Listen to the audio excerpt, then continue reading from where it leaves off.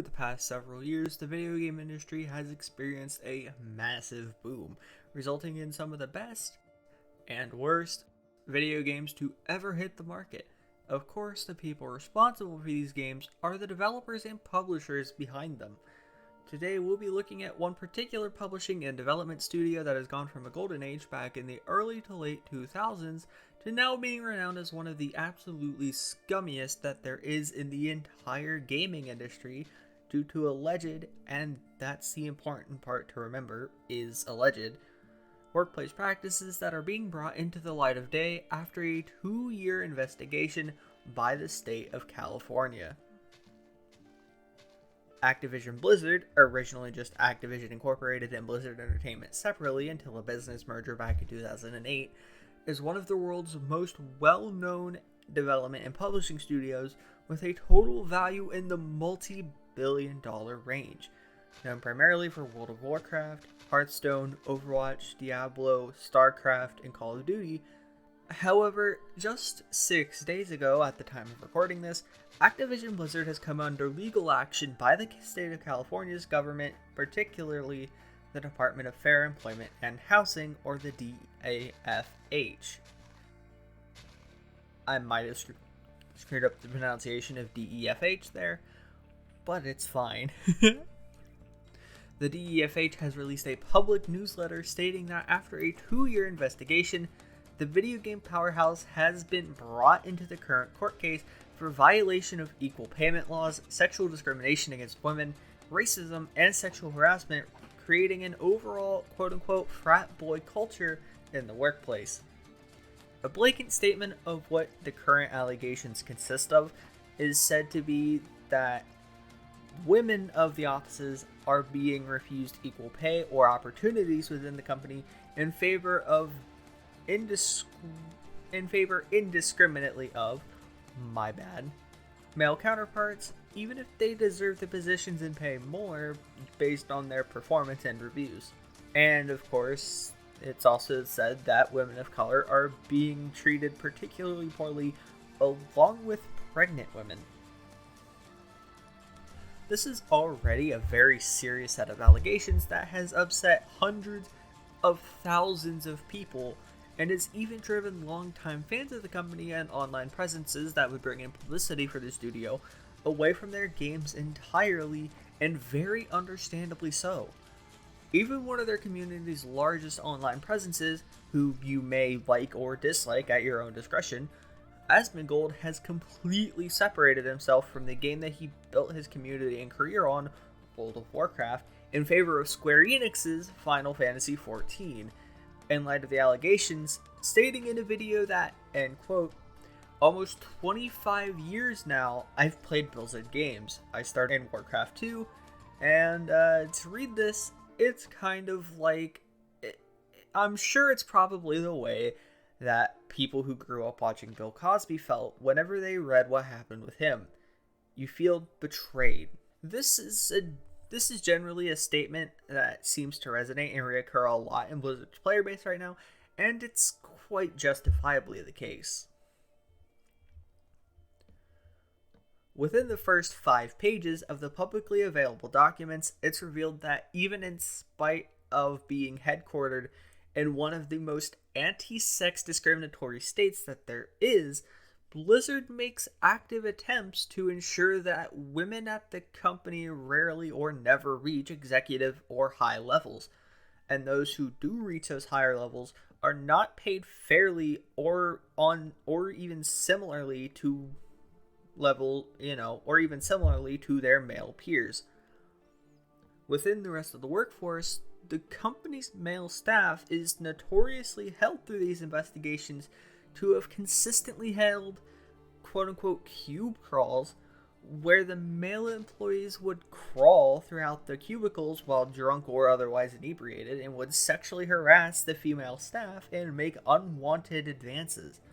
Other common practices were found to include the male staff proudly coming into work with hangovers. They would play video games for long hours during their work shifts while delegating the work to the women of the office,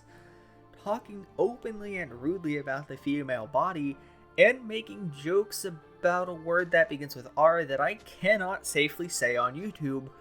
Susan, please don't just shoot me in the face. Attempts to report these behaviors were found to be actively discouraged by the fact that the HR workers were commonly friends with the offenders and would brush off the complaints, not keeping them confidential, which would result in further harassment or even employment terminations. One particularly horrible incident that was brought to light was an incident involving a female worker who had committed suicide while on a business trip with her male supervisor. Upon further investigation, it was found that the supervisor had taken lubricant and butt plugs with him on the trip. The intentions were guessable, but unsure as to why he did it. Repeatedly factually proven allegations have also been found that the female workers would be continuously hired in at lower wages, not afforded the same incentive pays as their male counterparts, and would be intentionally delayed, my apologies, or completely refused promotions in spite of the quality of their work performance and their records. More factual allegations were that the company continuously discriminated particularly harshly against pregnant women, as I stated previously. One example of this was a case where a female employee had taken on the responsibilities of a manager despite not being one, and when asking her supervisor about a promotion to the adequate rank fitting her workplace duties and responsibilities,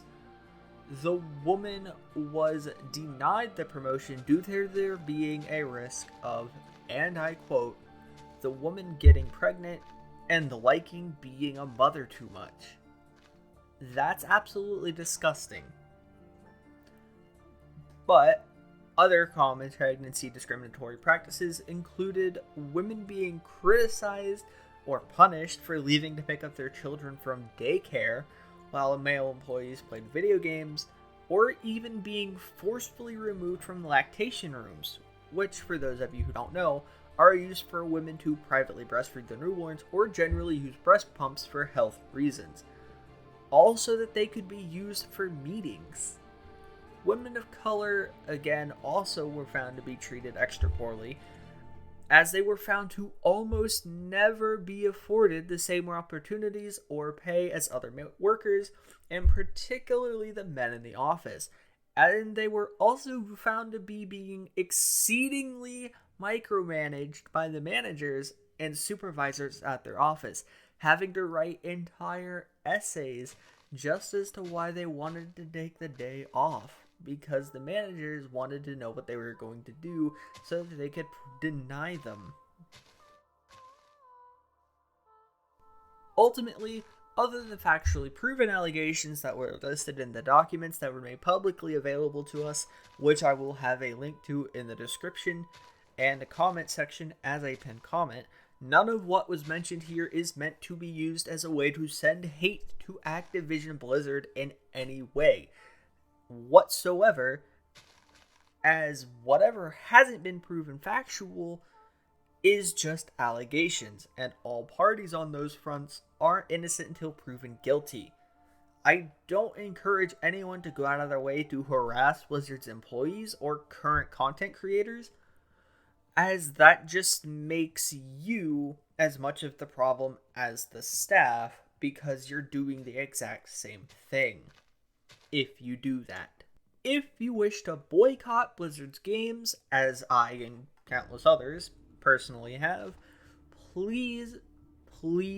do so respectively and privately without forcing it onto other people if they don't wish to do so. It's just respectful.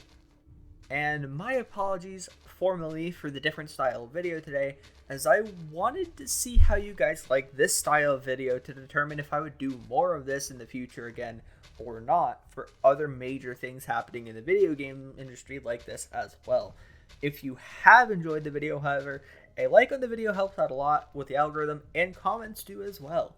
Make sure to subscribe to the channel and turn on notifications for all future uploads if you wish to keep up to date with my videos as I release them in the future.